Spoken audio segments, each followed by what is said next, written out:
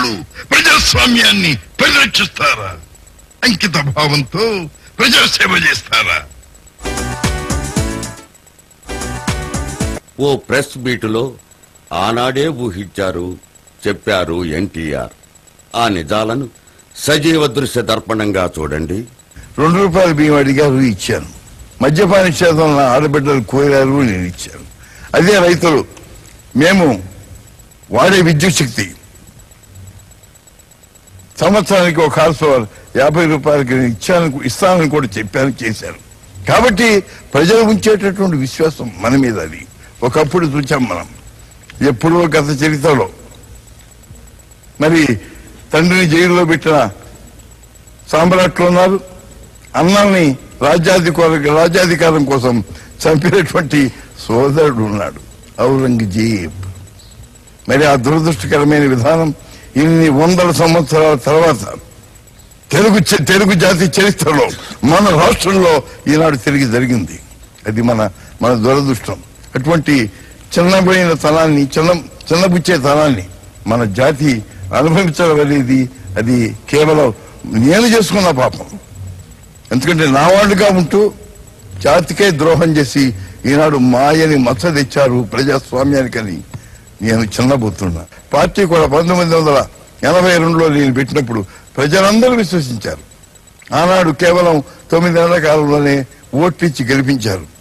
దానికి వారికి ఏ విధమైన సేవ చేశానో వారికి తెలుసు. అదే కాదు, మొన్న 17, 18, 19, 20, 21, 22 తేదీల ఆగస్టు నెలలో నేను ప్రభుత్వం ప్రజల దగ్గరికి తీసుకువెళ్ళినప్పుడు, అదే శ్రీకాకుళం, విశాఖపట్నం, విజయనగరం వెళ్ళినప్పుడు ఆ రోజున ఈ మహానుభావులే ఎవరైతే ఈనాడు జాతికి చిన్నతనం తెచ్చారు, అవమానకరంగా వ్యవహరించారు, తెలుగు జాతిని కించపరిచారు, వాళ్లే చెప్పారు అక్కడ రామారావు గారు లేకపోతే మా పార్టీ లేదు, ఆయన వల్లే నడుస్తోంది, మేము ఆయన మెలకువలు ఉంటున్నాం, కాబట్టి దీని ఘనత గౌరవం అంతా కూడా రామారావు గారి, ఆయనే మా నాయకుడు అని చెప్పిన వాళ్ళు 23వ తేదీ సాయంత్రమే ఎందుకు మారారంటారు? మనిషి పుట్టాడు, దేవుడు స్వార్థం కూడా ఇచ్చాడు, లేకపోతే మనిషి దేవుడు లాంటి వాడు అయ్యేవాడు. కాబట్టి ఆ ప్రస్తుతం అనేది ఉంది, దైవత్వాన్ని అందుకోలేకపోతున్నారు. అందుకే వాళ్ళకే వాడు ద్రోహం చేసుకుంటున్నారు. రంగులు మార్చడం అన్నది, పదవీ కాంక్ష అన్నది వాళ్ళ ఎత్తులోనే ఉంది. ఎందుకంటే ఇవాళ మీరు అడుగుతున్న వ్యక్తి ముందు కాంగ్రెస్ లో ఉన్నాయనే, మా అల్లుడే కావచ్చు, దాన్ని కాదను, కానీ కాంగ్రెస్ లో ఉన్నాడు. అక్కడ ఎప్పుడైతే పరాజయం చెందాడో తెలుగుదేశంలోకి వచ్చాడు. నేను మీ విధానాలకు పూర్తిగా అంకితం అవుతానని మాట ఇచ్చాడు, కానీ మనసులో ఉన్న ఆ దురాశ మాత్రం పోలేదు. నేను ఎన్ని పదవులు ఇచ్చినా అందుకే ప్రయత్నం చేస్తూ తన గుంపుని తన యొక్క గ్రూప్ని పెంచుకుంటూ వచ్చాడు ఆయన. అదే నేను గమనించలేదు, గమనించవలసిన అవసరం కూడా నాకు లేదు. ఎంతవరకు కూడా పేద ప్రజలకు ఏ విధంగా సంక్షేమం కలిగించాలి, ఏ విధంగా వారికి సేవ చేయాలన్నదే నా ధ్యేయం. కానీ ఇక మా పార్టీలో ఎవరున్నారు, వాళ్ళ మనసు ఎట్లాగుంది, ఈ విధంగా చూడటం అనేది నాకు అలవాట్లేదు. ఇప్పటికి కూడా అది ఆచారంగానే తీసుకోవడం. 214 సీట్లు తెలుగుదేశానికి ఎవరు ఎక్కడ ఎన్నడూ అనుకునే విధంగా వచ్చినాయి. ఆ తర్వాత పార్టీలో చేరిన వారితో కలిపి చూసుకుంటే 224 సీట్లు వచ్చాయి. కాబట్టి వాళ్ళు ఏం చేయలేకపోయారు. అదే 140, 130, 145 వచ్చుంటే వాళ్ళు ఏమైనా చేసి ఉండేవాడు. వాడు ఇదిగో మాకు ఈయన కావాలి, ఈయన కావాలి. ఎందుకంటే అంతకుముందే రంగం ఏర్పాటు అయ్యింది, అందరికి డబ్బు ఇచ్చాడు ఈయన. ఆయన పేరు చెప్పడం లేదు, పేరు కూడా అర్హుడు కాదు. డబ్బు ఇచ్చాడు అందరికీ, 5 లక్షలు, 10 లక్షలు, ఇదిగో మీ ఎన్నికలకి నేను ఇస్తున్నాను, మీరు నా మనుషులుగా ఉండాలి అని తన గ్రూపులతో ఏర్పాటు చేసుకున్నాడు. కానీ ఎప్పుడైతే మొత్తం కలిసి 224 సీట్లు తెలుగుదేశం అభిమానులకి చేరి వచ్చినాయో ఆ ఆటలు సాగలేదు. తప్పనిసరిగా ఎన్టీ రామారావునే నాయకుడిగా ఎన్నుకోవలసిన ఆ ఇది పట్టింది. ఆ తర్వాత ఏ విధంగానైనా సరే ముఖ్యమంత్రి కావాలి అనేటటువంటి ఆశ మాత్రం మనసులో చావలేదు. అది అట్లాగే ఉంది. ఆ ఆశతోనే తన గ్రూపుని తయారు చేసి it's a planned treachery. Party ఆదర్శంతోనే పెట్టాం, కానీ స్వార్థపరులు చేరారు. చీమలు పుట్ల పెడతాయి, కానీ పాములు పర్యవసానాలు దాంట్లో ఉంటాయి. అదేవిధంగా ఈనాడు పార్టీ కూడా కొంతమంది స్వార్థపరుల చేతుల్లో పడింది. వాళ్ళు దురదృష్టకరమైన స్వార్థ విధానాల వల్ల ఈ చిన్నతనాల పాలైంది కూడా.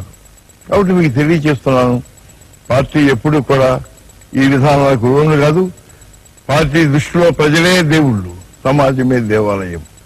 అవును, ఎన్టీఆర్ ఆనాడు ప్రజా సంక్షేమ విషయంలో ఏం ఘోరం జరిగిపోతుందని భయపడ్డారో అదే జరిగిపోయింది. చంద్రబాబు 8 ఏళ్ల పాలన ప్రజలకు అభూత కల్పనలే మిగిల్చింది. సంక్షేమ పథకాల రద్దు ప్రభుత్వంగా రాష్ట్ర ప్రగతిని రచ్చకీడ్చింది. అన్న మహిళలకు వరంగా ఇచ్చిన మద్యపాన నిషేధాన్ని దశల వారీగా తూట్లు పొడిచి రాజ్యాన్ని సారాజుల భోజ్యంగా మార్చేశారు. సారా తాగండి, సంసారాలను తన్ని తగలేసుకోండి అన్న చందాన గుట్టుగా నడిచే కాపురాలకు ఆర్థిక దుస్థితిని అంటగట్టి మద్యపాన బేహారులకు స్వర్ణద్వారాలను తెరిచారు. బడుగు వర్గాలు, కార్మిక కర్షక వర్గాలను ఒక పూట అన్నంతోనైనా ఆదుకోవాలన్న ఆదర్శంతో ఆరంభించిన 2 రూపాయలకే కిలో బియ్యం పథకానికి ఎసరు పెట్టేశారు. పేదవాడి అన్నం పళ్ళెల్లో ఆకలిని మిగిల్చారు. ముందు చూపుతో అన్న రైతన్న కోసం ప్రవేశపెట్టిన విద్యుత్ వరాలను రద్దు చేసి అన్నం పెట్టే చేతికి షాకునిచ్చారు. సాంప్రదాయక జనవనరులు కృషించి భూగర్భ జలాలు అడుగంటి మరో ప్రక్క విద్యుత్ ధరల కోతతో, విద్యుత్ కొరతతో రైతు నేడు కృంగి కృషించిపోయాడు. ఎన్టీఆర్ సదాశయంతో, సదుద్దేశంతో ప్రగతిని ఆశిస్తూ ప్రవేశపెట్టగా చంద్రబాబు మంగళం పాడేసిన మంచి పథకాలలో ఇవి మచ్చుకు కొన్ని మాత్రమే. ప్రజలకెంతో చేయాలనుకున్న ఎన్టీఆర్ రాష్ట్రాన్ని, రాష్ట్ర పురోగతిని అధోగతి పట్టిస్తున్న జామాతను జాన్ దేవ్ అని క్షమిస్తారా? నో, ఎన్టీఆర్ మాటల్లోనే వినండి.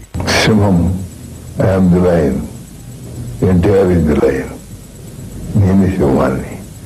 ఎందుకంటే సింహం మృగరాజు, ఏ అవమానం సహించదు. కాబట్టి నాకు జరిగిన విధానం, నాకు ఏ విధంగా ద్రోహం చేయబడింది, నా వాళ్ళు అన్నవాళ్ళు నన్ను ఏ విధంగా మోసం చేశారు ప్రజలకు తెలుసు. అయినా నేను చెప్పడం నా ధర్మం, నా కర్తవ్యం. ప్రజల ప్రతినిధిని నేను. నాకేం జరిగా ప్రజలకు తెలియచెప్పడం నా బాధ్యత. దేవుడుగా ఎవరు క్షమించినటువంటి ఘాతకం చేశాడు చంద్రబాబు నాయుడు. అది జాతి చరిత్ర ఎప్పుడు విస్మరించరు. మీరు న్యాయ నిర్ణేతలు. ఏ విధమైన రాజకీయం కావాలి, ఏ విధంగా ప్రజాస్వామ్యం ఉండాలి, అది నిర్ణయించవలసింది మీరు. మీ నిర్ణయమే శిరోధార్యం, అదే ప్రజాస్వామ్యం. కాబట్టి మీరు నిర్భయంగా ఏ పార్టీ అయితే ప్రజాస్వామ్యాన్ని ఉద్ధరిస్తుందో, ఏ పార్టీ అయితే మన తెచ్చుకున్న స్వాతంత్రానికి ఒక చక్కని రూపం దిద్దగలుగుతుందో అటువంటి పార్టీకి మీరు ధైర్యంగా ఓటు వేయండి. ఓటు మీ జన్మ హక్కు. అది నిరుపయోగం చేయకండి. పిరికితనంతో మరో విధంగా ఉపయోగించకండి. ఆత్మబలంతో ఈ దేశం నాది అనే ధైర్యంతో ముందుకు సాగండి.